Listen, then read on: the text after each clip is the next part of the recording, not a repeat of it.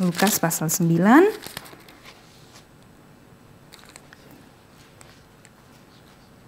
Ya. Lukas pasal 9 ayat 51 sampai 62. Ya, mari kita baca bersama-sama 2, 3. Ketika hampir genap waktunya Yesus diangkat ke sorga, ia mengarahkan pandangannya untuk pergi ke Yerusalem dan ia mengirim beberapa utusan mendahului dia. Mereka itu pergi lalu masuk ke suatu desa orang Samaria untuk mempersiapkan segala sesuatu baginya. Tetapi orang-orang Samaria itu tidak mau menerima dia karena perjalanannya menuju Yerusalem. Ketika dua muridnya yaitu Yakobus dan Yohanes melihat hal itu, mereka berkata, "Tuhan, apakah Engkau mau supaya kami menyuruh api turun dari langit untuk membinasakan mereka?" Akan tetapi ia berpaling dan menegur mereka, lalu mereka pergi ke desa yang lain. Lanjut sampai ayat 62. Ketika Yesus dan murid-muridnya melanjutkan perjalanan mereka, berkatalah seorang di tengah jalan kepada Yesus, "Aku akan mengikut Engkau kemana saja Engkau pergi." Yesus berkata kepadanya, "Serigala mempunyai liang dan burung mempunyai sarang, tetapi anak manusia tidak mempunyai tempat untuk meletakkan kepalanya." Lalu ia berkata kepada seorang lain, "Ikutlah aku." Tetapi orang itu berkata, "Izinkanlah aku pergi dahulu menguburkan Bapakku." Tetapi Yesus berkata kepadanya, "Biarlah orang mati menguburkan orang mati, tetapi engkau pergilah dan beritakanlah kerajaan Allah di mana-mana." Dan seorang lain lagi berkata, "Aku akan mengikut Engkau Tuhan, tetapi izinkanlah aku pamitan dahulu dengan keluargaku." Tetapi Yesus berkata, "Setiap orang yang siap untuk membajak, tetapi menoleh ke belakang, tidak layak untuk kerajaan Allah." Ya, mari kita masuk di dalam doa. Bapa kami yang di surga, kami bersyukur Tuhan beri kami kesempatan. Kiranya di setiap kesempatan Tuhan beranugerah, memberikan firman-Mu kepada kami. Biar melalui firman-Mu setiap kali yang kami dengar, itu menjadi alat Tuhan untuk menguatkan kami, untuk menghibur kami, untuk menegur kami dan juga untuk membangunkan kami. Pimpinlah kami semua hari ini Tuhan. Kami akan belajar mengenai Paskah, apa yang Tuhan alami sebelum mati di kayu salib. Dan kiranya kami juga boleh belajar melalui perjalanan Yesus ke Yerusalem sebelum detik-detik Kristus mati di atas kayu salib. Pimpin dan tolonglah kami semua. Roh Kudus, mampukanlah kami semua untuk mengerti kebenaran firman Tuhan. Hanya di dalam nama Tuhan kami Yesus Kristus kami berdoa dan kami bersyukur. Amin. Iya. Nah, sebelum nanti saya menjelaskan Lukas pasal 9 yang tadi kita lihat, saya mau bawa kita untuk melihat apa itu sebenarnya Paskah dan apa itu makna Paskah. Karena itu saya mau bawa kita untuk mundur ke belakang lebih sedikit. Kita mau sekarang lihat di dalam Keluaran. Kita mau lihat dulu Paskah, setelah itu kita kembali lagi ke Lukas. Kita sekarang buka di dalam Keluaran pasal ke-12. Keluaran pasal ke-12 ayat 1 sampai 15. Itu kita mengerti.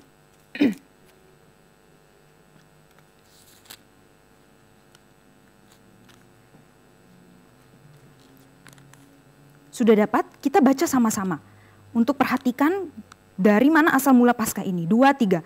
Berfirmanlah Tuhan kepada Musa dan Harun di tanah Mesir. Bulan inilah akan menjadi permulaan segala bulan bagimu. Itu akan menjadi bulan pertama bagimu tiap-tiap tahun. Katakanlah kepada segenap jemaah Israel. Pada tanggal 10 bulan ini diambillah oleh masing-masing seekor anak domba menurut kaum keluarga. Seekor anak domba untuk tiap-tiap rumah tangga. Tetapi jika rumah tangga itu terlalu kecil jumlahnya untuk mengambil seekor anak domba, maka ia bersama-sama dengan tetangganya yang terdekat ke rumahnya haruslah mengambil seekor menurut jumlah jiwa. Tentang anak domba itu, kamu buatlah perkiraan menurut keperluan tiap-tiap orang. Anak domba itu harus jantan, tidak bercela, berumur setahun, kamu boleh ambil domba atau kambing. Kamu harus mengurungnya sampai hari ke-14 bulan ini. Lalu seluruh jemaah Israel yang berkumpul harus menyembelihnya pada waktu senja. Kemudian dari darahnya haruslah diambil sedikit dan dibubuhkan pada tiang pintu dan pada ambang atas, pada rumah-rumah di mana orang memakannya. Dagingnya harus dimakan mereka pada malam itu juga. Yang dipanggang mereka harus makan dengan roti yang tidak beragi serta sayur pahit. Janganlah kamu memakannya mentah atau direbus dalam air. Hanya dipanggang di api. lengkap dengan kepalanya dan betisnya dan isi perutnya. Janganlah kamu tinggalkan apa-apa dari daging itu sampai pagi. Apa yang tinggal sampai pagi kamu bakarlah habis dengan api. Dan beginilah kamu memakannya. Pinggangmu berikat, kasut pada kakimu dan tongkatmu di tanganmu. Buru-burulah kamu memakannya. Itulah Paskah bagi Tuhan. Perhatikan, lanjut ayat 12. Sebab pada malam ini aku akan menjalani tanah Mesir dan semua anak sulung. Dari anak manusia sampai anak binatang akan kubunuh, dan kepada semua Allah di Mesir akan kujatuhkan hukuman. Akulah Tuhan, dan darah itu menjadi tanda bagimu pada rumah-rumah di mana kamu tinggal. Apabila aku melihat darah itu, maka aku akan lewat daripada kamu. Jadi tidak akan ada tulah kemusnahan di tengah-tengah kamu apabila aku menghukum tanah Mesir. Hari ini akan menjadi peringatan bagimu. Kamu harus merayakannya sebagai hari bagi Tuhan turun-temurun. Kamu harus merayakannya sebagai ketetapan untuk selamanya. Kamu makanlah roti yang tidak beragi 7 hari lamanya. Pada hari pertama pun kamu buanglah ragi dari rumahmu. Sebab setiap orang yang makan sesuatu yang beragi dari hari pertama sampai hari ke-7, orang itu harus dilenyapkan dari antara orang Israel. Iya, kalau kita lihat di sini Paskah itu apa sih? Kita suka bilang Paskah di dalam bahasa Inggrisnya langsung diterjemahkan itu Passover. Yang tadi ya, kalau saudara lihat ayat 11, itulah Paskah bagi Tuhan, Passover. Tapi pertanyaannya, Passover itu artinya apa? Passover itu artinya dilewati. Jadi artinya Tuhan itu melewati orang Israel. Yang diliwati itu justru yang diberkati. Nah, waktu kita pakai istilah Passover, artinya apa? Passover, waktu Tuhan melewati artinya ada yang tidak dilewati. Nah, yang tidak dilewati siapa? Mesir. Tapi coba saudara perhatikan ayat 12 dan 13. Coba perhatikan di sana, saya baca, saudara lihat. Sebab pada malam ini aku akan menjalani tanah Mesir dan semua anak sulung dari anak Mesir sampai anak binatang akan kubunuh kepada semua Allah di Mesir, akan kujatuhkan hukuman. Akulah Tuhan. Perhatikan ayat 13. Dan darah itu menjadi tanda bagimu pada rumah-rumah di mana kamu tinggal. Apabila aku melihat darah itu, maka aku akan lewat daripada kamu. Jadi tidak akan ada tulah kemusnahan di tengah-tengah kamu apabila aku menghukum tanah Mesir. Ya. Nah, coba saudara perhatikan di situ. Ayat 12 dan 13. Apa yang tersirat di sana tentang Israel? Apa kata yang diulang di ayat 12 dan 13? Oke, darah. Nah, tapi coba saudara pikir, apa yang tersirat di sana? Kaitan antara Israel dengan darah dan orang Mesir yang gak ada darah. Apa yang tersirat di sana? Oke, yang lain? Ada tanda yang lain? Coba perhatikan. Kaitannya dengan Mesir. Apa yang tersirat di sana? Ada? Yang tersirat di sana adalah begini. Waktu saudara baca ayat 12 dan 13, itu dikatakan kenapa? Israel itu dilewati. 13 perhatikan. Dan darah itu menjadi tanda. Aku kalau lewat darah, lihat darah, aku lewati. Saudara perhatikan, yang tersirat adalah begini. Bahwa Israel itu sama dengan Mesir. Nah, maksudnya apa sih sama dengan Mesir? Nah, saudara, kita perhatikan ya. Kadang, ini saya langsung masuk kepada kita. Kadang kita pikir kekristenan itu wajar ya. Kalau Tuhan berbelas kasih kepada saya, itu wajar. Kalau Tuhan tidak murka kepada saya, itu wajar. Memang sudah harus seperti itu gitu. Sudah seharusnya Tuhan tuh baik berbelas kasih kepada saya. Itu sudah by default harusnya Tuhan begitu gitu. Nah, lalu kalau Tuhan, kalau sudah by default, harusnya ya Tuhan menolong saya, harusnya Tuhan berbelas kasihan. Maka karena di pikiran kita Tuhan sudah by default harus seperti itu, maka setiap waktu ada kesulitan, kita bisa merengek gitu. Kok kenapa Tuhan begini sih? Ini kan tidak seharusnya saya terima gitu. Nah tapi sekali lagi, sekarang saya kaitkan dengan yang tadi. Tapi kenapa di sini tadi kita dikatakan, saya sempat bertanya apa yang tersirat tentang Mesir dan Israel. Bahwa Israel itu ternyata sama dengan Mesir. Peristiwa Exodus ini mengingatkan kita bahwa apa? Bahwa yang wajar itu apa? Tuhan menulahi Mesir. Yang wajar itu Tuhan menulahi Mesir. Karena kenapa? Karena Israel sama berdosanya dengan Mesir. Israel itu dilewati bukan karena mereka lebih baik dari orang Mesir. Israel itu dilewati karena apa, saudara? Karena ada darah yang menggantikan. Darah itu kan apa, saudara? Di dalam perjanjian lama, darah itu mengandung nyawa kan, kita baca di dalam perjanjian lama di Taurat. Artinya apa? Darah itu, di dalam darah itu ada kehidupan. Sehingga mereka waktu dibubuhi darah, itu mereka tidak binasa. Karena ada darah yang menggantikan. Ada kehidupan yang dikorbankan untuk menggantikan mereka. Jadi maksudnya gini, saudara, saya mau ajak saudara lihat begini gitu ya. Israel itu sebenarnya kalau tidak ada darah juga bisa dimusnahkan oleh Tuhan. Yang lupa dan luput sedikit saja itu bisa dimusnahkan oleh Tuhan gitu. Israel itu tidak lebih baik daripada Mesir sehingga Tuhan itu melewatkan mereka. Israel karena ada darah. Darah kehidupan yang menggantikan mereka sehingga mereka tuh tidak binasa gitu. Nah, tapi dari bagian ini yang tadi saya bilang saya mau ajak kita melihat bahwa adalah begini. Penghayatan daripada keluaran yang bisa kita lihat dari peristiwa orang Israel ini apa? Bahwa begini, kita diajak itu untuk terus punya hati yang terus bersyukur. Karena kenapa? Orang Israel itu waktu setelah peristiwa ini, mereka itu sujud syukur karena kenapa? Mereka diselamatkan. Kalau kita sudah by default bahwa, oh ya Tuhan sudah sepantasnya, selayaknya menyelamatkan saya karena kenapa? Saya umat pilihan. Bukan begitu. Dalam bagian ini, Exodus mau bawa kita untuk menghayati dari perspektif yang berbeda. Bahwa kita itu hampir saja dibinasakan. Tapi karena belas kasihan Tuhan, itu kita diselamatkan. Nah, saya mau bawa kita dari perspektif ini bahwa begini. Kalau kita punya perspektif ini, maka waktu kita melihat keselamatan kita, itu kita punya hati yang terus bersyukur. Hati yang sungguh-sungguh bersyukur kepada Tuhan.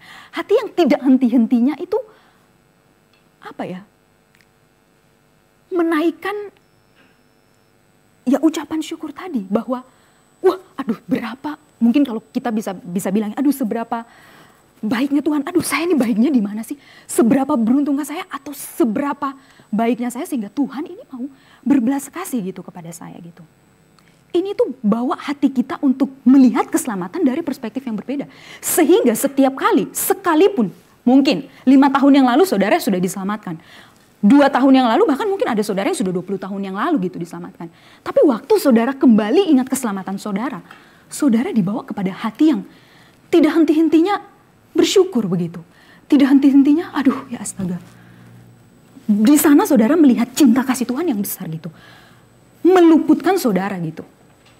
Di situ gitu. Karena gini, kalau kita sudah berpikir, ya memang karena Tuhan mau selamatkan saya, ya karena saya umat pilihan, ya sudah gitu.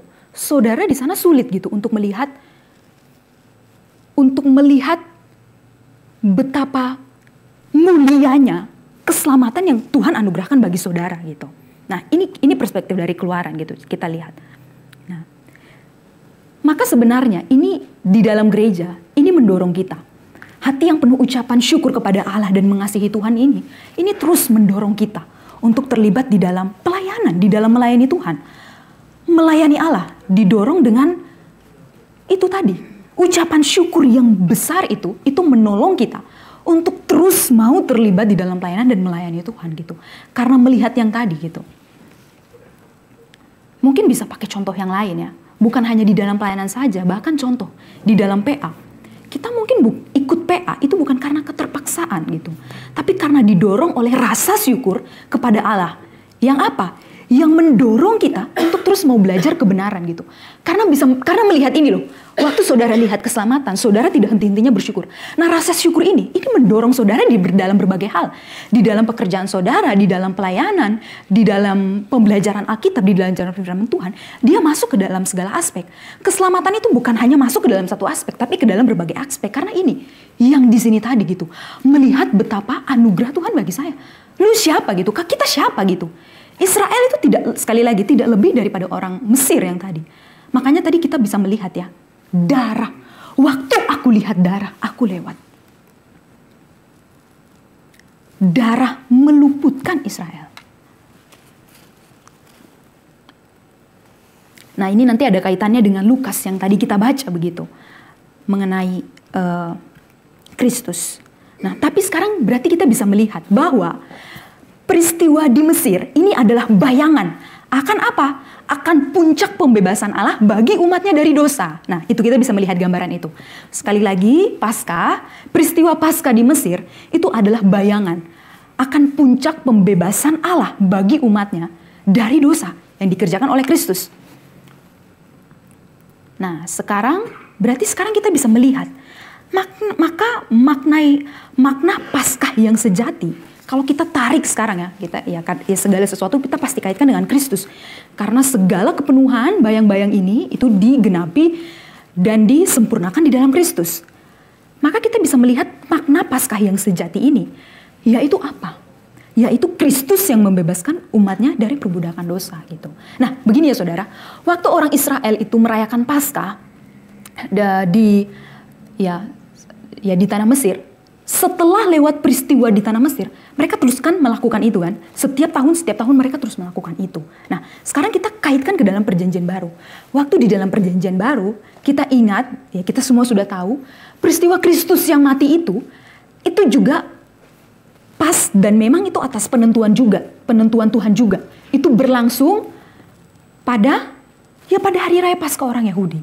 Nah, jadi dari situ kita melihat waktu pas di hari Minggu pertama itu adalah kebangkitan Kristus dan di hari itulah itu puncak perayaan Paskah. Nah, jadi di sini kita bisa melihat, mungkin ada yang bertanya, kalau kita di sini mungkin sudah ada yang tahu, tapi mungkin ada beberapa yang belum tahu. Kenapa nggak rayakan Paskah seperti pada aslinya begitu gitu? Karena begini, yang aslinya justru itu dilanjutkan dan dilakukan oleh Kristus. Jadi waktu dilakukan oleh Kristus, kita tidak lagi melakukan yang lama. Waktu dilakukan oleh Kristus kapan?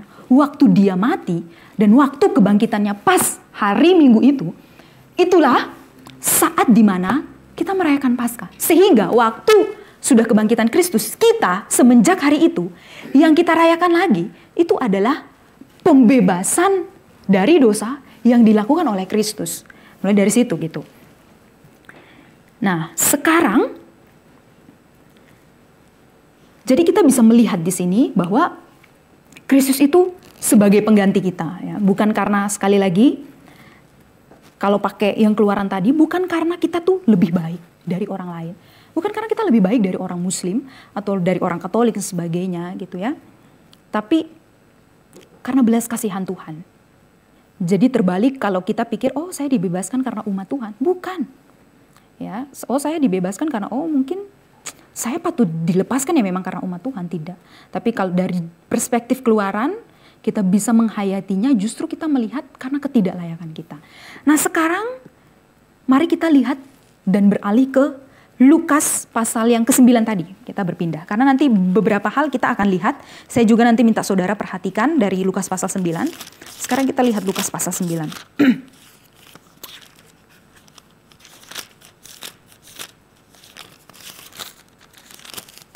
Oke, pasal 9.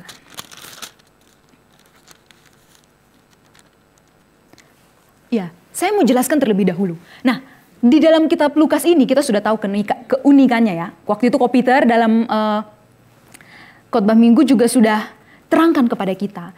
Di dalam kitab Lukas itu mengambil space yang banyak, tempat yang banyak untuk perjalanan ke Yerusalem.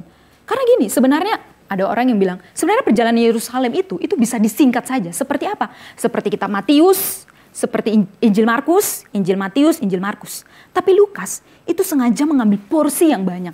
Nah, kalau saudara lihat mengambil berapa banyak?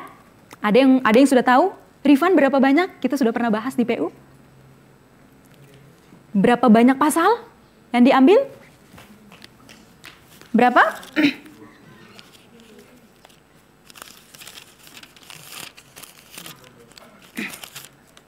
Berapa? Dari pasal 9 sampai terakhir 24, ada 24 pasal ya. Jadi berapa? Iya. Nah, jadi saudara, kenapa sih Lukas harus susah-susah menulis Yerusalem yang panjang begitu? Kan harus ditulis singkat-singkat saja. Kenapa harus membuang-buang kertas? Membuang-buang bahasa? Apakah ini penting gitu ya saudara? Kalau kita lihat. Nah, tapi saya mau mulai dengan penjelasan ini terlebih dahulu saudara. Di dalam Injil di dalam Injil Lukas, itu waktu kita baca dari pasal 1 sampai sebelum pasal 9. Jadi pasal 9 itu mulai dengan Yerusalem.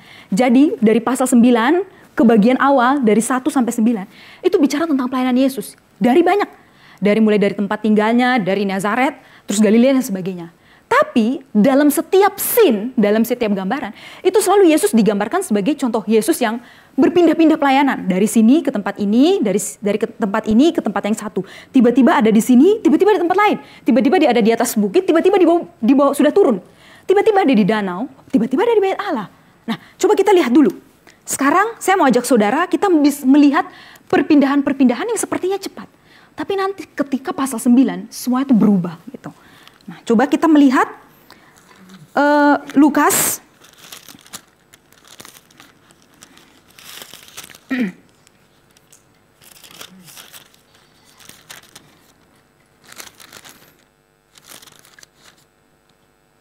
pasal 3 masih sisilah, pasal 4 masih sisa. Nah, kita mulai dari pasal 4. Saudara lihat pasal 4, itu Yesus ada di padang gurun ya. Langsung lihat ayat 31. Saudara perhatikan, jadi di situ Yesus di padang gurun, setelah itu Yesus ke Nazaret. Setelah di Nazaret, pas ayat 31 dari pasal 4 bilang gini, kemudian Yesus pergi ke Kapernaum, sebuah kota di Galilea. Jadi kita lihat, dari Nazaret tiba-tiba ke Kapernaum. Sekarang kita lanjut lihat ayat 38. Kemudian ia meninggalkan rumah ibadat itu dan pergi ke rumah Simon. Jadi tiba-tiba scene itu tuh kayak langsung berpindah, Yesus pergi ke rumah Simon. Nah sekarang saudara lihat ayat 42. Yesus itu tidak cepat sekali, langsung scene juga berpindah. Yesus tidak ada digambarkan terlalu lama di dalam perjalanan. Yesus berangkat dan pergi ke suatu tempat yang sunyi. Tiba-tiba Yesus tuh mengambil tempat untuk berdoa. Sekarang lihat pasal 5 ayat 17. Pada waktu hari ketika Yesus mengajar, ada beberapa orang, maksud saya ayat 27, 5:27. Kemudian Yesus pergi keluar. Ia melihat seorang pemungut cukai yang bernama Lewi sedang duduk di rumah cukai. Jadi kita lihat di sini Yesus itu langsung sudah berpindah. Kalau saudara baca sebelumnya, Yesus tadi ke suatu tempat yang sunyi, Yesus berdoa, tiba-tiba Yesus sudah masuk ke dalam suatu kota dan bertemu pemungut cukai. Sekarang lihat pasal 6 ayat 1. Pada suatu hari Sabat, nah saudara lihat, tiba-tiba Yesus sudah di hari Sabat. Yesus sedang berjalan di ladang gandum. Nah sekarang, saudara lihat lagi, ayat masih di pasal yang sama, pasal 6 ayat 12. Pada waktu itu pergilah Yesus ke bukit untuk berdoa. Jadi saudara lihat, perpindahannya cepat sekali. Nah, tapi coba saudara mundur sekali di ayat yang ke-6. Saudara lihat ayat ke-6. Tadi saya bilang ayat 1 di hari Sabat. Ayat ke-6 itu suatu hari Sabat lain. Jadi hari Sabat satu, hari Sabat lain. Loh, ini belum selesai Sabat yang satu, tolong dong diceritakan. Saya pengen cari cerita lengkap. Ya, tapi penulis Lukas tidak tertarik untuk membicarakan itu. Dia langsung berpindah. Nah, setelah itu mungkin saudara bisa lihat yang lain ya. Jadi Yesus itu digambarkan sebagai Yesus yang berpindah dari satu kota ke tempat yang lain. Tetapi puncak perpindahan itu selesai di pasal 9. Pasal 9 yang mana? Ayat 51. Mari kita baca. Yang tadi kita sudah baca. Mari kita lihat. Ayat 51. Saya baca untuk kita. Ketika hampir genap waktunya, Yesus diangkat ke sorga. Ia mengarahkan pandangannya untuk pergi ke Yerusalem. Nah, ini adalah titik balik di mana Yesus itu nanti tidak digambarkan lagi yang berpindah satu tempat ke tempat lain. Tapi apa? Tapi Yesus itu digambarkan sebagai Yesus itu yang hanya nanti mengarahkan pandangannya hanya ke satu tempat. Itu saja. Jadi Yesus digambarkan sebagai Yesus yang dari kamera yang tadi beralih cepat ke scene-scene yang lain. Kali ini tidak berbeda, dia tuh pindahnya perlahan. Mungkin kayak gini ya, ini juga saya kasih contoh ya kepada teman-teman yang mungkin sudah pernah dengar saya jelas tentang ini. Kalau saudara nonton film ya, ada orang gitu ya, ada perempuan gitu ya. Saudara nonton film, terus saudara dikasih scene. Nah scene itu gimana? Scene itu beralih, tiba-tiba dia pergi ke supermarket. Waktu di supermarket, tiba-tiba scene itu langsung cepat-cepat, dia sudah keluar supermarket. Saudara tidak dikasih tahu tuh gambaran, dia beli apa. Yang saudara tahu adalah dia sudah pegang kantong belanjaan gitu. Keluar dari supermarket, masuk ke dalam mobil, drive, setelah itu tiba-tiba sampai di rumah. Waktu sampai di rumah, terus masuk, tentunya turun. Waktu turun, pokoknya semua scene dari pergi ke supermarket sampai di jalan, itu sepertinya cepat sekali. Biasanya ada scene ya, di mana itu waktu drive itu pelan. Tapi waktu turun dari mobil, itu tiba-tiba kamera jadi tenang perlahan. Waktu dia turun, dia jalan menuju pintu rumahnya, waktu dia buka pintu, bahkan waktu dia jalan pun itu disorok. Glutak, waktu buka pintu, sereng, dibuka, taruh tas, cuci tangan, buka tas, ngambil HP, halo. Tapi saudara kemudian disorot ke cincinnya. Waktu disorot, waktu dia turun tangan, bahkan masih disorot. Tiba-tiba dia begini. Tapi disorot juga di sini gitu. Nah, itu maksud saya adalah gambaran begitu.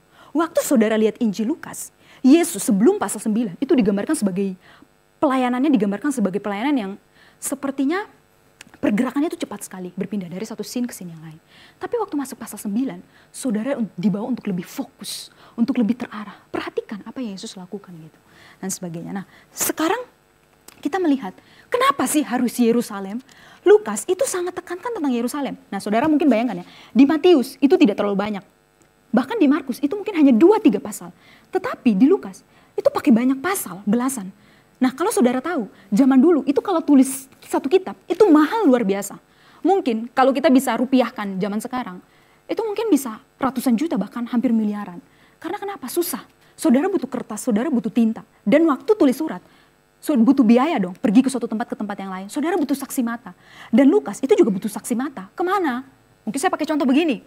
Oke, saya itu mau tulis buku tentang Trinitas. Tentang Allah Tritunggal. Tapi saya butuh siapa? Oke, yang pertama saya butuh Pak Tong. Wah, deket banget Pak Tong ya, di Jakarta. Tapi yang kedua, saya butuh siapa?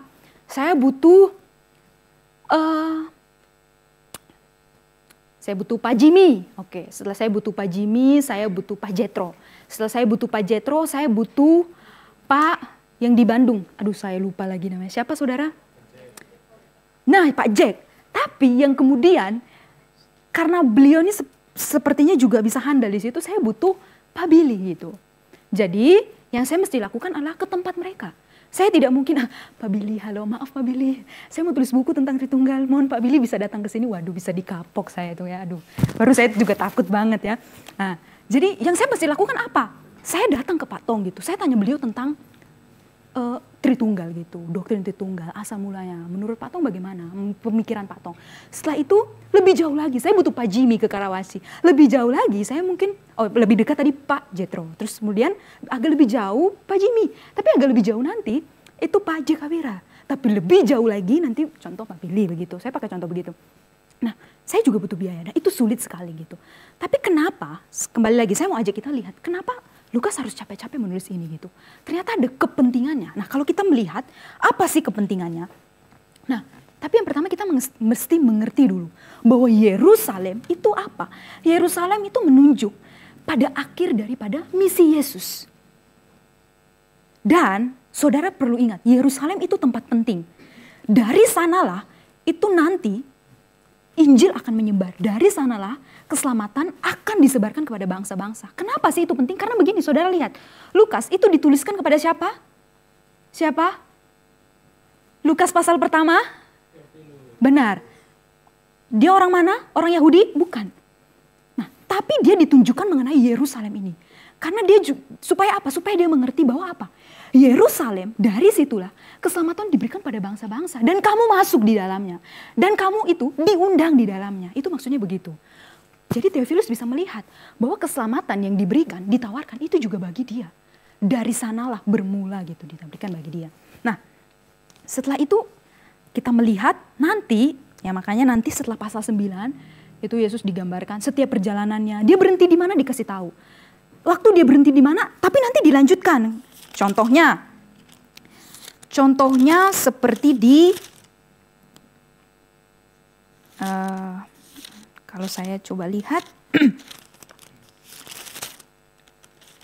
contoh, pada waktu,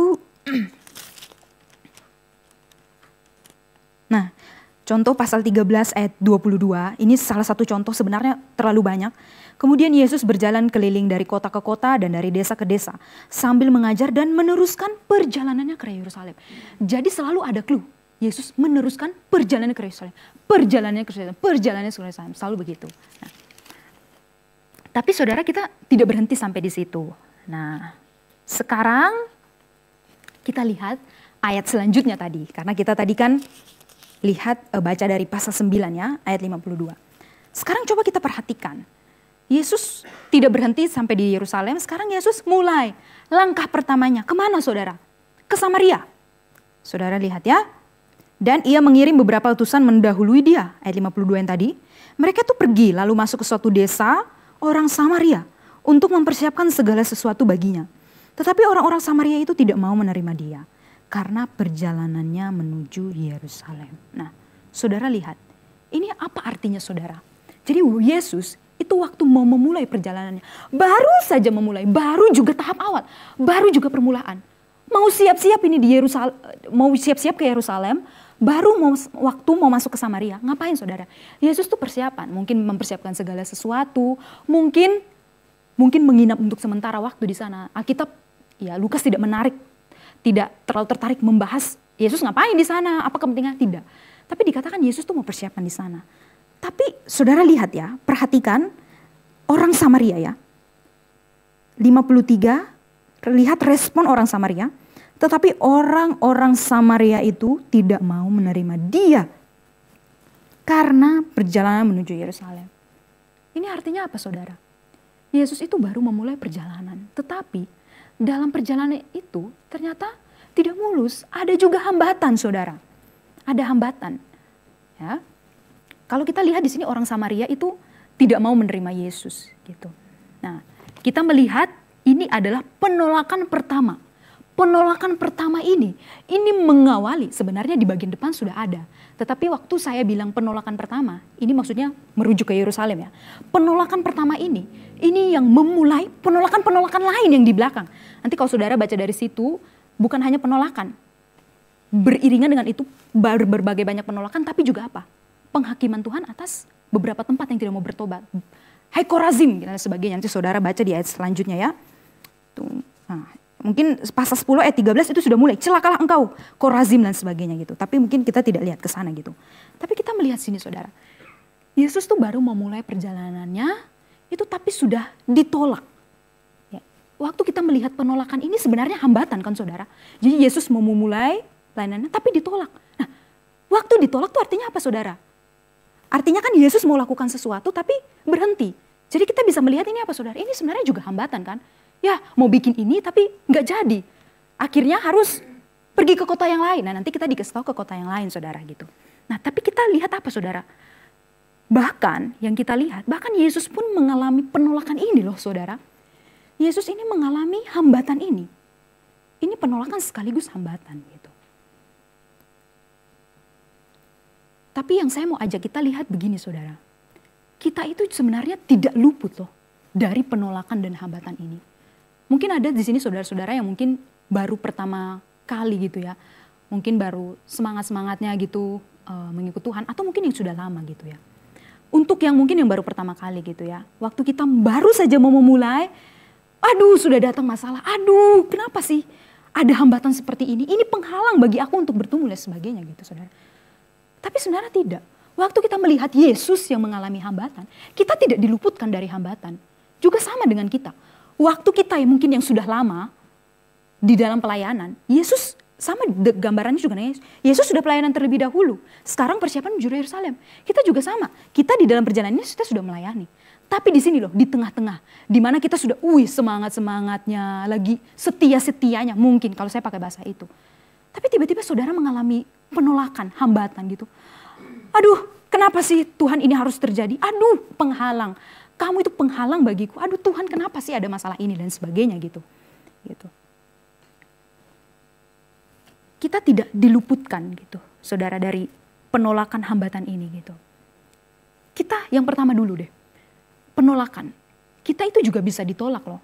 Mungkin saudara jarang terlibat di dalam pelayanan penginjilan, mungkin makanya saudara mungkin tidak terlalu merasakan, hampir sebagian besar tidak terlalu merasakan apa itu ditolak orang waktu memberitakan Injil gitu. Tapi suatu saat mungkin saudara bisa ditolak. Mungkin tidak ditolak oleh orang-orang yang belum mengenal Yesus, tapi mungkin ditolak oleh orang-orang sekeliling saudara gitu. Nah saya juga pernah mengalami penolakan. Nah saya cerita sedikit ya. Penolakan apa yang saya alami? Nah papa saya itu, jadi dulu tuh saya Hindu. Nah papa saya itu Hindu gitu ya. Jadi waktu saya Kristen, waktu saya memutuskan ikut Tuhan, nah papa saya itu tidak terima gitu. Nah, tapi mungkin saudara biasanya dengar cerita, mungkin ada kesaksian ya beberapa di luar sana, apalagi mungkin yang, nah teman-teman kita yang dari mungkin karismatik, itu mereka tuh beberapa ada yang banyak kesaksian. Aku tuh waktu ditolak orang tua aku tuh, aku tidak dianggap anak dan sebagainya gitu. Tapi itu benar loh saudara. Suatu ketika, waktu saya memutuskan untuk, saya mau percaya Tuhan gitu. Saya mau ikut Tuhan Yesus. Saya mau pergi ke gereja. Papa saya tuh heran. Kamu kenapa tiba-tiba berubah begini? Siapa yang hasut kamu gitu? Nah, tidak ada lagi orang selain ya mama saya gitu. Nah, jadi konteksnya adalah mama saya Kristen, papa saya Hindu gitu. Pasti mama kamu ya, mama kamu menghasut kamu dan lain sebagainya. Tidak, kamu tidak boleh. Tapi saya tuh kekeh ya saudara. Saya kekeh untuk tidak, saya mau ikut Tuhan. Sampai suatu ketika papa saya bilang gini, ya, kalau kamu mau ikut mamamu, ya dalam konteks ini Kristen, kamu tidak usah tinggal dengan papa, gitu. Kamu tidak usah dengan papa, gitu. Kamu tidak usah, ya sebenarnya bahasa halus dari anggap papa ini sebagai papa, gitu. Tuh. Nah, tentu waktu dengar kalimat begitu kita pasti sakit ya saudara, sedih. Dan saudara bayangkan papa saya, penolakan papa saya paling nyata itu adalah tidak mau bicara dengan saya, kami di dalam satu rumah. Itu saya ingat, itu mungkin hampir 2 tahun. Saudara bayangkan sulit ya, saya berusaha untuk ngajak papa saya tapi sulit. Penolakan-penolakan demikian gitu. Nah mungkin saudara bisa mengalami penolakan-penolakan yang lain gitu. Kalau tidak sekarang nanti. Maksudnya begini saudara, suatu saat kalau saudara mengalami penolakan itu, jangan saudara heran. Mungkin di saat yang sama, saat itu, mungkin saudara shock gitu. Kaget, kok bisa gitu. It's okay, Tuhan saja mengalami. Kita tidak mungkin luput begitu. Tuhan, ya Tuhan saja yang alami itu, tapi saya jangan. Semoga tidak Tuhan jauhkan. Sama seperti ini ya. Sekarang saya mau tanya saudara, waktu di dalam doa Bapa kami, Tuhan tuh mengajarkan kita doakan. Jauhkanlah kami dari yang jahat. Itu tidak, waktu pencobaan, lupa. Lepas, waktu pencobaan saudara, saya lupa lagi. Janganlah membawa kami ke dalam pencobaan. Itu artinya apa saudara? Apakah benar kita tidak dilepaskan daripada pencobaan? Tidak saudara, tidak. Waktu dikatakan janganlah membawa kami ke dalam pencobaan, itu bukan berarti pencobaan tidak datang kepada kita. Tapi waktu kita berdoa, Tuhan janganlah membawa aku ke dalam pencobaan, itu artinya kita meminta Tuhan dengan rendah hati. Kita tidak menantang pencobaan itu. Karena kenapa? Yesus sendiri mengalami pencobaan. Nah, saya pakai contoh begini. Yesus, yang pernah saya jelaskan juga di doa pagi. Yesus waktu berdoa di Taman Getsemani, Yesus berkata, Bapa kalau boleh biarlah cawan ini lalu daripadaku. Tapi ada kalimat lanjutannya. Tapi janganlah kehendakku melainkan kehendakmu. Apakah cawan itu lalu? Tidak. Sekarang kita kembali ke doa Bapa kami tadi. Waktu kita berdoa, janganlah membawa kami ke dalam pencobaan. Nah, tapi ada lanjutannya. Tapi lepaskanlah kami daripada yang jahat dan seterusnya. Saudara lihat, apakah luput? Tidak. Maka arti doa itu bukan berarti aku bebas, aku terhindar dari pencobaan. Wah, puji Tuhan, syukur. Tidak. Setiap kita pasti harus mengalami pencobaan dan kita harus siap menghadapinya. Seperti Yesus. Ingat firman Tuhan bilang apa? Seorang murid tidak lebih daripada muridnya. Guru alami apa? Murid alami itu. Kristus mengalami penderitaan, kita juga. Kristus mengalami pencobaan, kita luput? Tidak. Tapi kita dengan rendah hati. Nah, penjelasan ini kenapa begitu ya? Ini Pak Billy juga pernah bilang penjelasan gini ini ya. Kita dengan rendah hati tidak menantang pencobaan itu gitu. Ya, kita kadang bisa ditawari apa saja, tetapi kita tidak. Oh ya sudah, saya merasa kuat gitu. Ya sudah, tidak. Tapi kalau saudara tahu, saudara lemah di bagian itu, jangan lu tantang, lari. Mungkin pergi ke suatu tempat atau mungkin lakukan aktivitas atau mungkin langsung berdoa, langsung gitu, lari gitu. Ya sama mungkin kalau saudara mau pakai contoh Yusuf yang kemudian lari gitu ya, dia tidak lama-lama, aduh ya sudahlah sengaja begini-begini ya tidak gitu ya. Tapi Yusuf lari gitu. Karena dia tahu gitu, konteks saat itu tidak memungkinkan gitu. Sekarang mungkin kita kembali lagi ya saudara. Hambatan, karena tadi kita melihat bahwa penolakan Yesus di Samaria itu yang pertama betul penolakan. Tapi mungkin kalau kita lihat ini juga kayak sepertinya hambatan ya. Akhirnya Yesus harus ke kota yang lain gitu. Nah, saudara jangan pikir ya, kalau Yesus, wah tinggal sedikit lagi ini. Yesus sudah mengarahkan pandangannya ke Yerusalem. Oke, berarti tinggal sedikit lagi, selangkah lagi, wah sudah aman. Tapi tidak. justru terkadang yang tinggal selangkah lagi, sedikit lagi, itu justru di situ hambatannya. Ada hambatan di situ. Sama juga dengan kita. Waktu kita pikir, wah tinggal selangkah lagi. Wah mungkin ya, ini kehendak Tuhan, ini pimpinan Tuhan. Ya, terus sepertinya karena tinggal sedikit lagi pasti bisa loh. Tapi ternyata waktu menghadapi yang tinggal sedikit lagi, aduh ada ini gitu ya. Aduh ada hambatan ini gitu ya. Nah maksudnya saya tuh, waktu saudara yang mungkin berpikir tinggal sedikit lagi, kemudian tiba-tiba datang hambatan, jangan kecewa. Kadang seperti itu gitu. Tiba-tiba tinggal selangkah lagi, aduh sedikit lagi. Tapi justru datang gitu. Bahkan itu juga tidak masalah untuk menguji kita gitu. Bertahan tidak, bisa tidak, dan sebagainya gitu. Nah waktu hambatan itu datang, jangan berkata, loh harusnya tidak ada halangan begini, harusnya tidak ada hambatan begini, harusnya semua baik-baik saja, mulus-mulus saja.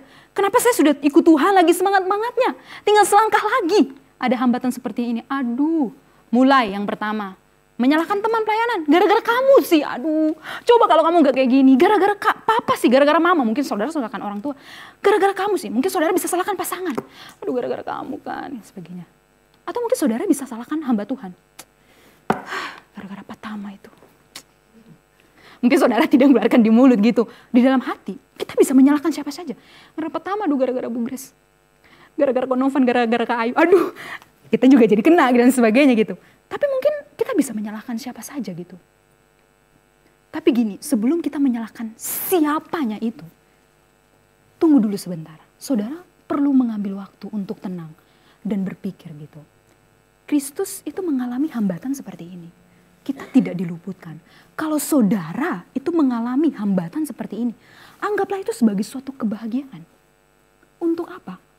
Untuk saudara belajar bertahan di dalam situasi seperti itu. Nah saudara lihat ya, justru yang tidak tahan siapa? Yang tadi kita baca, murid-muridnya. Ya saudara tadi lihat, kita lihat tadi siapa? Yohanes ya. Yohanes dengan Yakobus. Mereka yang tidak tahan. Tuhan, apakah kamu mau supaya kami menyuruh api turun dari langit membinasakan mereka? Ya mereka, ya kalau kita lihat ini mungkin, ini mengingatkan kita akan peristiwa Elisa ya. Elia apa Elisa? Elia? Oke, yang penting itu mengingatkan betul-betul. Sepertinya mungkin Elisa, tapi saya nanti saudara cari sendiri. Saya juga lupa. Itu mengingatkan kita akan peristiwa itu gitu. Tapi murid-murid ini justru yang berani gitu. Waduh, gue udah gak sabar nih. Tuhan saya masih sabar. Tuhan, sudahlah. Kami berdoa, turunkan api dari langit dan sebagainya gitu ya. Tapi Yesus tidak, saudara. Coba kita lihat respon Yesus. Akan tetapi ia berpaling dan menegur mereka gitu. Kita tidak tahu Yesus menegur apa di sana, tapi kita tahu bahwa Yesus itu tidak ada di sini komentar bahwa ya bagaimana respon Yesus kepada orang-orang Samaria yang menolak itu. Justru kita melihat di gambaran Yesus yang tenang. Gambaran Yesus yang sebagaimana biasanya dia yang penuh kasih. Dia yang tidak wah dan sebagainya. Justru ya murid-murid tadi gitu. Gambaran Yesus yang menghadapi penolakan dan hambatan itu gitu. Berapa kali dalam kehidupan kita kalau sudah mengalami begitu, kita orangnya kadang tidak tenang ya. Udah gelisah. Aduh ini bagaimana ini harus selesai dan sebagainya. Kadang yang perlu kita lakukan adalah mungkin kita bisa melihat dari teladan Yesus. Kita mesti tenang terlebih dahulu gitu. Kadang mungkin jalan keluarnya adalah kita mesti tenang. Dan kemudian cari yang lain. Jalan keluarnya bukan orang Samaria, kenapa kamu menolak aku? Aku ini ya, berjalanku sedikit-sedikit menuju Yerusalem, menggenapi semuanya. Tidak gitu. Tapi dengan beralih ke tempat lain gitu. Jadi penolakan dan hambatan seperti ini, itu memang tidak masalah, itu wajar. Terus kalau tidak ada penolakan dan hambatan seperti ini, saudara expect apa? Yesus saja begini, lalu saudara maunya apa gitu. Nah makanya, mungkin saya pakai kalimat ini untuk bagian ini ya, setelah itu kita akan pindah ke bagian yang lain. Ditolak bersama dengan Yesus, itu bukan justru menolak yang lain. Sekali lagi, ditolak bersama Yesus, itu bukan menolak yang lain justru. Kalau di bagian yang lain, itu justru ditolak bersama dengan Yesus, itu justru merangkul yang lain. Kalau saudara lihat cerita yang tadi Yakobus dengan Yohanes, itu nanti kayak ada pengulangan kedua kali di Taman Getsemani yang dilakukan oleh siapa? Petrus, saudara lihat ya. Yang datang kepada Tuhan siapa? Nanti yang pakai pedang, Malkus kan dicatat bawa pedang. Terus Petrus bilang, dia ambil pedang, terus kemudian Tuhan maukah? Ya ada percakapan situ ya. Pokoknya dia mau inilah membalas dengan pedangnya. Tapi Yesus belum selesai menjawab udah potong. Dia sudah potong telinga Malkus di situ ya. Tapi saudara lihat waktu yang sesuatu yang buruk ini datang, Yesus justru tidak membalas. Justru Yesus itu merangkul. Saudara perhatikan bahkan Yesus tuh memegang telinganya, menyembuhkan gitu. Justru yang berkoar-koar tuh murid-murid gitu. Sama seperti bagian ini gitu. Ya Yesus tidak berkoar-koar. Jadi saudara lihat sekali lagi ditolak bersama dengan Yesus itu justru bukan menolak yang lain. Itu bukan jalan yang ditempuh Yesus dengan berkoar-koar dan marah. Bahkan murid-murid pun ditegur ketika mau menempuh jalan yang tadi itu gitu. Dengan membalas mungkin supaya tahu rasa kamu, supaya kamu tahu kamu tuh menolak siapa, tidak gitu. Yesus tidak menempuh jalan itu, maka kita pun juga tidak usah menempuh jalan itu gitu. Kalaupun ditolak, it's okay. Kadang kita mesti terima. Yang Yesus lakukan apa waktu ditolak? Terima. Bukan membalas lagi untuk aku udah ditolak, aku harus membalas supaya aku puas. Oh tidak. Gitu. Nah sekarang mari kita melihat bagian selanjutnya. Ini yang menarik ya. Setelah Yesus keluar dari Samaria, ada yang mengatakan beberapa orang Samaria tuh di tengah jalan akhirnya ketemu Yesus. Bertanya kepada Yesus atau meminta kepada Yesus. Pokoknya dia ketemu 3 orang gitu ya. Ada yang minta request, ada juga yang Yesus tawarkan gitu. Nah ini jalan menuju Yerusalem gitu. Sekarang coba mari kita melihat orang yang pertama gitu. Ayat 57 dan 58 terlebih dahulu.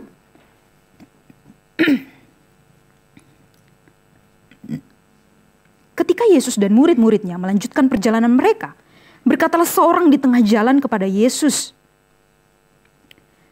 "Aku akan mengikut engkau kemana saja engkau pergi." Yesus berkata kepadanya, "Serigala mempunyai liang dan burung mempunyai sarang, tetapi anak manusia tidak mempunyai tempat untuk meletakkan kepalanya." Nah saudara, kalau kita melihat orang yang pertama ya, orang pertama itu kelihatannya orang yang bersemangat.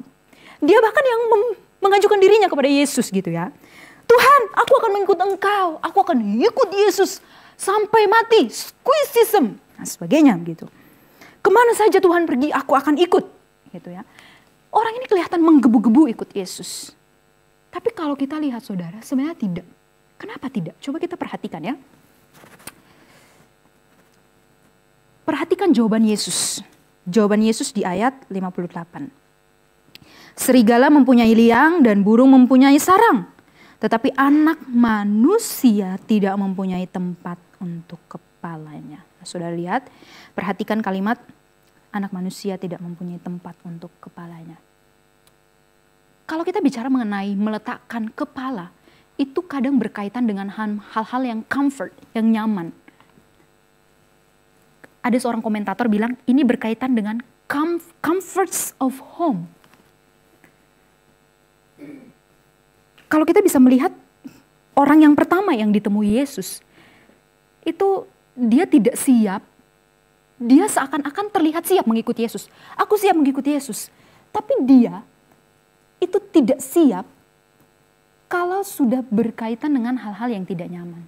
Mungkin bahasa sederhananya begini, saya akan melayani Tuhan, tapi tetap saya mau hal-hal yang nyaman. Oke, saya melayani Tuhan, tapi saya mau tetap rumah yang nyaman. Saya ikut melayani Tuhan, tapi saya mau tidak ada ujian. Saya mau ikut Tuhan, tapi saya tetap harus mau makan enak. Saya mau ikut Tuhan, tapi saya mau harus pelayanan yang baik. Saya mau ikut Tuhan, tapi pelayanannya harus ini, gitu dan sebagainya.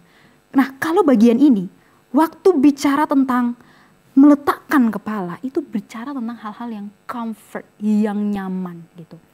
Saya mau ikut Yesus seperti tadi yang saya bilang, tapi saya mau tetap merasakan yang enak. Rumah bagus, tetap mengalami kelimpahan, Saya tidak mau mengalami pencobaan. Tapi tidak bisa, saudara. Nah, jadi kalau kita melihat di sini, Kristus saja meninggalkan segala sesuatu ketika dia datang ke dalam dunia. Meninggalkan tatanya yang mulia gitu. Nah, ada seorang komentator yang bilang juga begini begitu ya, saudara. The first encounter teaches us that if we want to follow Jesus, we have to be willing to give up everything, even the comforts of home. Pertemuan yang pertama ini mengajarkan kita bahwa ketika kita tuh mau ikut Yesus, kita harus rela, bersedia untuk bahkan merelakan segala sesuatu, bahkan kenyamanan rumah. Kenapa harus pakai kenyamanan rumah sih? Karena ini berkaitan dengan ini, saudara. Karena begini, ada orang-orang yang kadang mau melayani, itu susah kalau sudah mengalami ketidaknyamanan. Gitu. Aduh, aku contoh mungkin ya. Aduh, aku nanti mau sih ikut pelayanan KKR regional, tapi nanti gimana di sana? Mungkin hal kecil gitu ya. Gimana di sana? Nanti mandi gimana? Nanti makan gimana? Itu baru hal-hal yang kecil gitu ya. Nanti kalau aku pergi ke tempatnya sendiri gimana? Kalau aku dan sebagainya. Sudah khawatir duluan, sudah takut duluan. Dia mau ikut Yesus, oke aku siap. Tapi tetap yang enak ya. Tapi yang baik-baik ya, yang nyaman-nyaman saja ya gitu. Yang di dalam ruangan saja, yang di luar ruangan serahkan pada dia. Karena dia lebih, kayaknya dia orang lapangan deh. Aku di dalam ruangan, oh tidak bisa begitu. Kita tidak bisa pilih-pilih begitu. Waktu di dalam bagian pertama kita diajarkan untuk bahkan apa? Untuk bahkan rela, nyaman, tidak nyaman, baik, tidak baik, ikut. Gitu. Sebelum kita bilang, aku siap ikut Yesus. Nah saudara, ini juga yang kita perlu tahu ya. Bagian pertama ini juga kita bisa melihat orang yang pertama ini, itu mungkin dia, ada yang bilang begini, itu mungkin karena dia, itu oke, ada penderitaan, tapi mungkin dia belum terlalu sadar mengenai penderitaan. Dia mungkin tidak tahu tentang jalan Yesus yang penuh penderitaan. Ternyata jalan Yesus itu jalan salib, jalan yang penuh beban berat gitu. Dia mungkin tidak tahu itu gitu. Karena itu ada yang bilang begini gitu. Waktu aku berkata, waktu kita berkata, aku siap mengikuti Yesus. Kita itu harus tahu kemana dia pergi. Dan kesusahan-kesusahan apa yang akan kita alami sepanjang perjalanan itu gitu. Before we say that we are ready and able to follow Jesus, we need to know where He is going. What the hardship we are likely to face along the way. Jangan sampai kita ikut Yesus, oke, karena Yesus juru selamat, aku siap mengikut dia. Tapi siap gak kamu dengan semua kesulitan-kesulitan dan penderitaan itu? Waktu kita bilang kita siap ikut Yesus, sudah harus tahu konsekuensinya. Oke, saya ikut Yesus, Yesus kemana dan pergi kemana harus tahu. Oh ternyata Yesus pergi ke sini. Di dalam perjalanan itu ada kesulitan-kesulitan, siap gak? Siap. Oke siap, jalan. Supaya apa? Kita juga bisa memperlengkapi percaya diri. Asal saja saya ikut Yesus tanpa mempersiapkan apa-apa. Tiba-tiba sampai di tengah jalan tumbang. Tak mampu aku balik saja. No turning back. Tidak bisa begitu. Itu mungkin bagian yang pertama dari kita bisa melihat dari orang yang ini gitu. Tapi coba sekarang kita melihat orang yang kedua. Ini juga menarik ya. Ada berbagai tafsiran mengenai ini gitu. Nah orang kedua. Coba. Ini ayat 59-60. Ya, gitu. Kita ditawarkan dua-dua ayat. Lalu ia berkata kepada seorang lain. Nah, saudara lihat beda ya. Ikutlah aku. Tetapi orang itu berkata, izinkanlah aku pergi dahulu menguburkan Bapakku. Tetapi Yesus berkata kepadanya, biarlah orang mati menguburkan orang mati. Tetapi engkau pergilah beritakan kerajaan Allah di mana-mana. Nah, yang tadi itu deal. Yang tadi, orang yang pertama, itu deal dengan the comfort's home. Nah, tapi yang sekarang, itu bukan tentang home, tapi tentang family. Nah, coba saudara perhatikan ya. Yesus, yang beda adalah Yesus sendiri yang panggil. Tadi orang tadi menawarkan diri, sekarang Yesus panggil, ikutlah aku. Wah, luar biasa ya. Siapa sih yang gak mau Yesus tawarkan, ikutlah aku gitu. Sini aku panggil, apalagi mungkin saudara gitu ya, dipanggil menjadi hamba Tuhan, merasa pimpinan Tuhan. Wah, semua senang gitu. Ya kita juga bisa percaya mungkin orang ini senang gitu. Tapi coba kita lihat, ternyata orang ini, perhatikan kalimatnya, izinkanlah aku pergi dahulu. Ternyata dia tuh punya negosiasi. Tapi yang penting bukan itu, perhatikan kalimatnya. Izinkanlah aku pergi dahulu menguburkan Bapakku. Waktu dia bilang izinkanlah aku pergi dahulu menguburkan Bapakku. Mungkin ada orang yang berpikir gini, oh Yesus kok menolak? Yesus ini tidak penuh belas kasihan. Bapaknya lagi meninggal, kok ditahan-tahan? Kok kenapa nggak dikasih izin pergi kubur bapaknya? Kan bapaknya meninggal. Yesus harus dong penuh belas kasihan. Tapi tidak, saudara. Banyak orang mengira saat itu bapaknya sedang meninggal, tapi tidak. Bapaknya belum meninggal. Kenapa, saudara? Nah, mari kita coba lihat latar belakangnya. Nah, ini yang saya mau kasih tahu saudara. Orang Yahudi pada masa itu kalau ada anggota keluarga yang meninggal, maka akan segera dikuburkan. Yaitu dalam waktu 1 kali 24 jam. Maka kadang pada hari yang sama atau berikutnya, intinya di dalam waktu 24 jam. Kalau ada keluarga mereka yang meninggal. Dan setiap ada anggota keluarga yang meninggal, itu anggota keluarga yang lain, itu akan duduk sampai jenazah dimakamkan. Maka jika laki-laki yang tadi, yang Yesus bilang ikutlah aku, jika ayahnya sudah mati, harusnya ia tidak akan berbicara dengan Yesus. Tapi akan duduk di rumah bersama dengan anggota keluarga yang lain untuk berduka dan berkabung. Jadi artinya apa, saudara? Coba jawab saya. Iya, oke, belum meninggal, tapi artinya apa?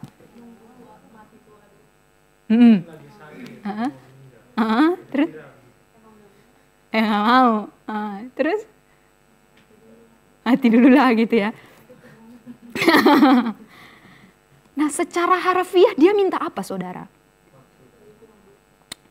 Iya, dia sebenarnya belum mau.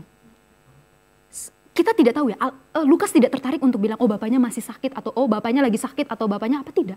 Tapi intinya bapaknya masih hidup. Dia minta Yesus untuk membiarkan dia tuh menjaga ayahnya. Mau sakit kah, mau masih sehat kah, mau sudah mau sekarat. Intinya dia minta bahwa, Tuhan izinkan aku jaga ayahku. Ayahku soalnya masih hidup. Sampai ayahku mati baru aku ikut Yesus. Ya baik kalau dia mati duluan. Kalau lu yang mati duluan itu juga gawat ya, saudara. Kadang kita juga bisa begitu ya. Aduh, Tuhan tunggu dulu lah ini dulu. Aduh, kadang ya dan sebagainya gitu.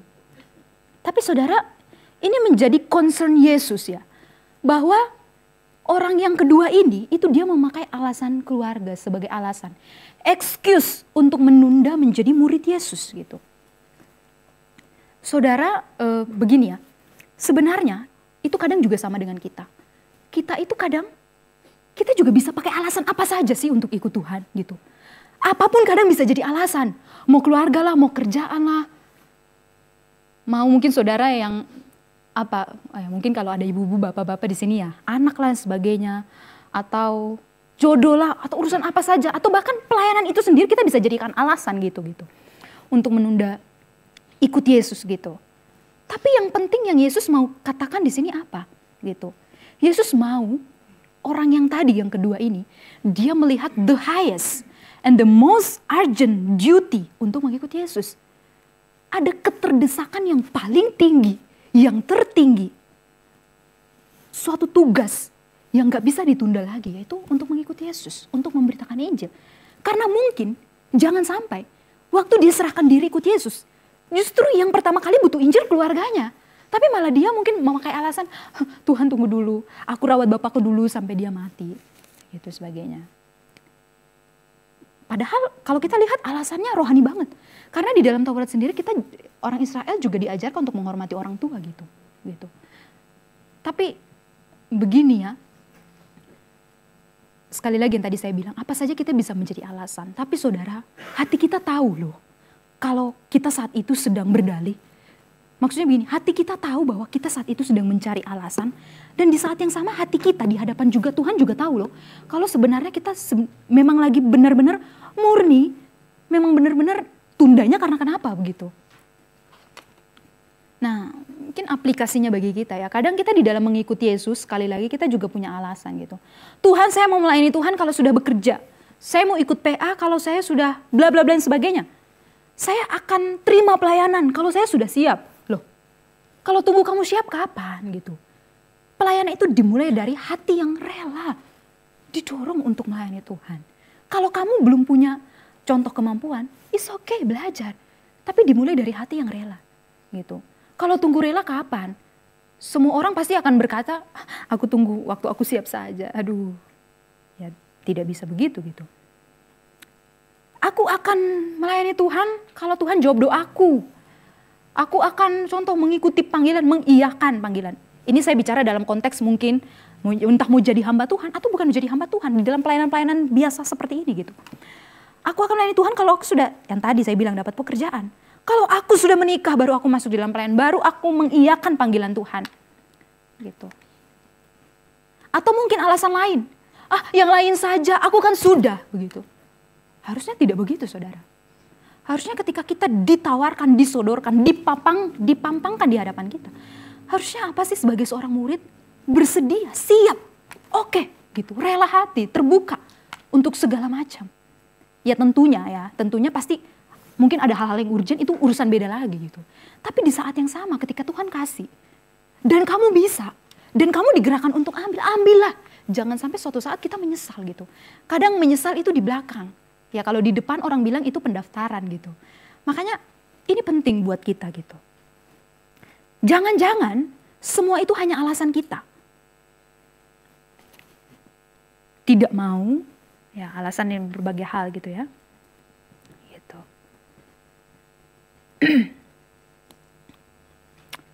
Follow him, follow yang mengikut Kristus without delaying gitu, tanpa menunda-nunda. Jangan tunda kalau Tuhan panggil. Jangan tunda kalau Tuhan beri kesempatan. Jangan tunda kalau ada pelayanan. Kalau bisa, tidak usah suruh orang lain. Aku siap, aku bisa Bu, aku bisa Pak, aku bisa Kak, aku bisa dan sebagainya. Bahkan jangan menunda, kalau mungkin harus bertobat. Di dalam konteks itu juga bisa gitu. Jangan menunda. Nah sekarang, mungkin bagian yang terakhir ya, kita melihat orang yang ketiga gitu. Jadi kita sudah melihat berbagai macam orang gitu ya.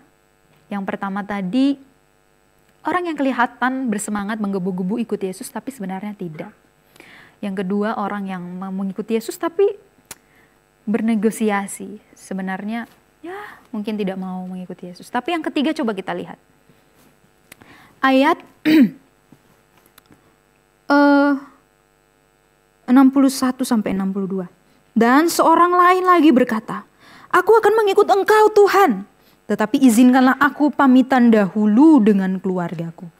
Tetapi Yesus berkata, setiap orang yang siap untuk membajak tetapi menoleh ke belakang tidak layak untuk kerajaan Allah. Nah saudara lihat ya, ini kalau kita melihat orang ketiga itu, wah pintar dia, kenapa saudara?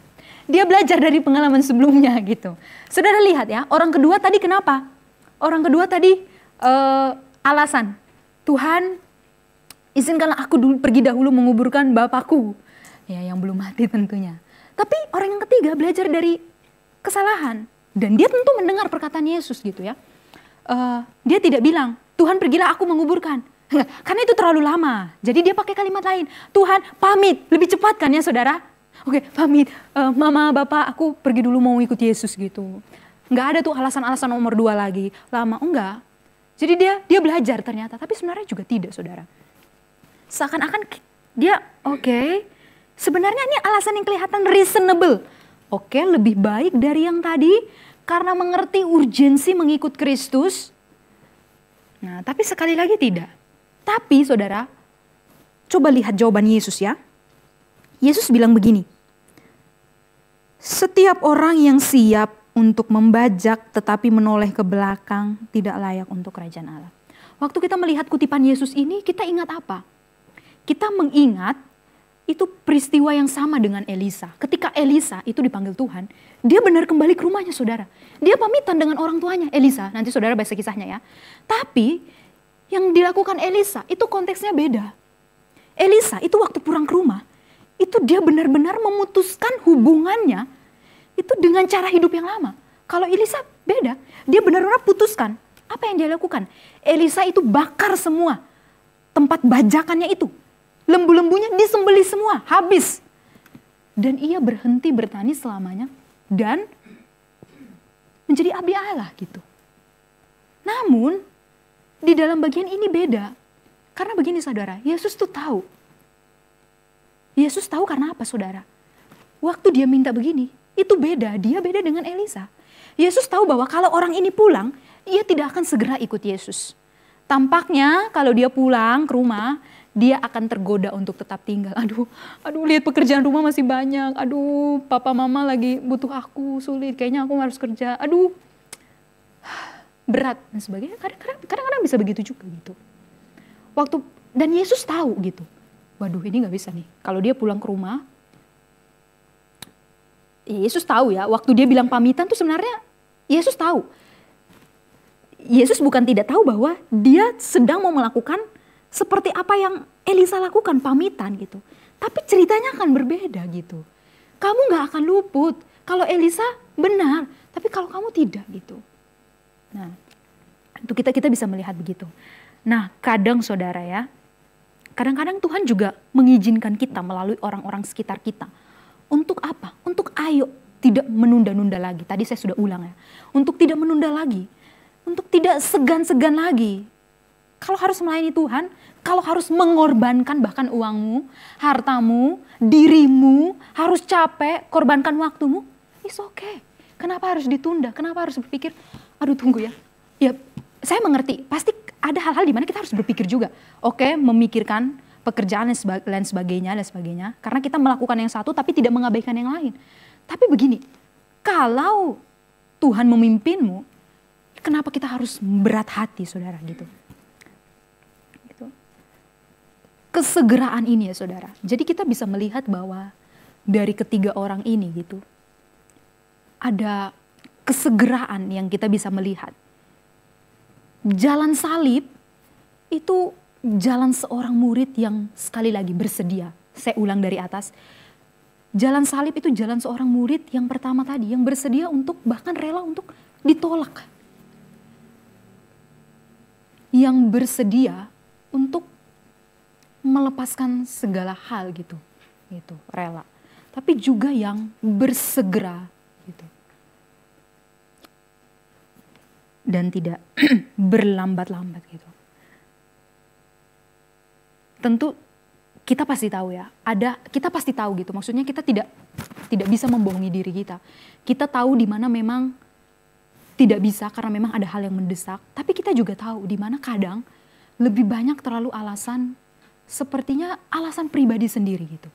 Nah, hal-hal yang begitu yang mungkin Tuhan mau gitu. Waktu kita mengikut Tuhan, relakah kita? Bersediakah kita? Jalan salib itu bukan jalan yang mulus, tapi jalan yang penuh pengorbanan. Jalan yang mungkin penuh penolakan tadi, jalan yang penuh kesulitan tadi. Tapi bersediakah kita memberi diri kita along the way menuju Yerusalem? Kita juga sama sebenarnya. Kita sedang menuju Yerusalem yang sejati gitu. Dan di dalam perjalanan hidup kita along the way ini gitu. Bersediakah kita, relakah kita itu berjalan bersama-sama dengan Yesus? Kita tidak dikasih tahu di sini ya, dari ketiga orang ini, itu orang pertama kah, orang kedua kah, orang ketiga kah yang ikut Yesus? Tidak. Karena sebenarnya untuk kita yang jawab sendiri, itu dilemparkan ke kita. Bagaimana dengan kita? Maukah kita, karena ini juga undangan buat kita, sekali lagi maukah kita along the way menghadapi kesulitan ini waktu Kristus berkata, ikutlah aku, ikutlah aku. Tina jawab apa? Vera jawab apa? Jen jawab apa? Ada yang jawab iya, ada yang jawab tidak. Tunggu dulu, bisa bervariasi seperti orang tiga tadi. Kita sendiri yang jawab di hadapan Tuhan. Di dalam pergumulan kita masing-masing. Dan kiranya Tuhan boleh memimpin kita.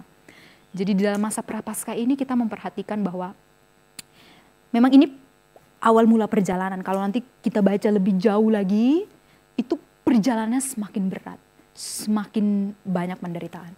Tetapi dari perjalanan yang awal ini, coba sekarang kita mantapkan. Maksudnya hati gitu ya.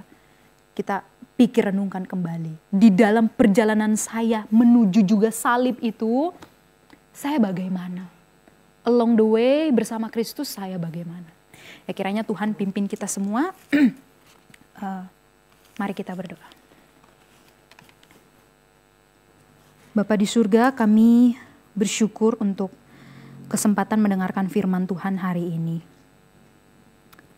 Bahwa Paskah yang sedang kami peringati itu, di dalam perjalanan memperingati Paskah itu ternyata bukan perjalanan yang gampang, yang sulit, perjalanan yang gampang, yang mulus-mulus saja, tetapi justru perjalanan yang sulit, perjalanan yang mungkin penuh penolakan, yang penuh rintangan, halangan, bahkan mungkin perjalanan yang penuh dengan hambatan.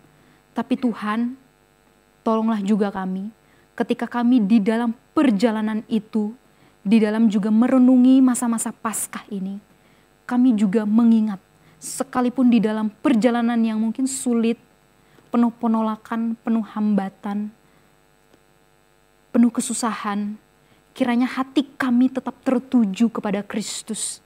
Hati kami tetap bulat kepada Tuhan. Hati kami tetap setia kepada Kristus yang telah memanggil kami. Supaya jangan sampai kami justru berhenti di tengah jalan Tuhan. Tetapi kami biarlah setia bersama dengan Kristus along the way. Sampai kami menuju perjalanan akhir itu. Sampai menuju salib itu. Sampai kedatangan bahkan Kristus yang kedua kali. Pimpinlah kami ya Tuhan. Kami sadar bahwa perjalanan ini tidak mudah. Kami juga lemah. Kadang kami jatuh. Kadang kami mungkin harus merangkak. Dan kemudian bangkit kembali. Tapi kami tahu Tuhan yang telah memilih kami akan memastikan kami untuk tetap sampai pada tujuannya. Sebab Tuhan kami adalah Tuhan yang setia. Sekalipun sulit, tapi Tuhan kami itu akan memampukan kami kembali. Pimpinlah kami pribadi lepas pribadi ya Tuhan. Supaya di dalam perenungan ini pun kami kembali diingatkan, dibawa kembali, ditarik kembali, diundang kembali. Untuk bersama-sama dengan Kristus. Di dalam sukacita, di dalam kesulitan, penolakan atau apapun. Dan menerimanya dengan penuh sukacita. Hanya di dalam nama Tuhan kami Yesus Kristus kami berdoa dan bersyukur. Amin.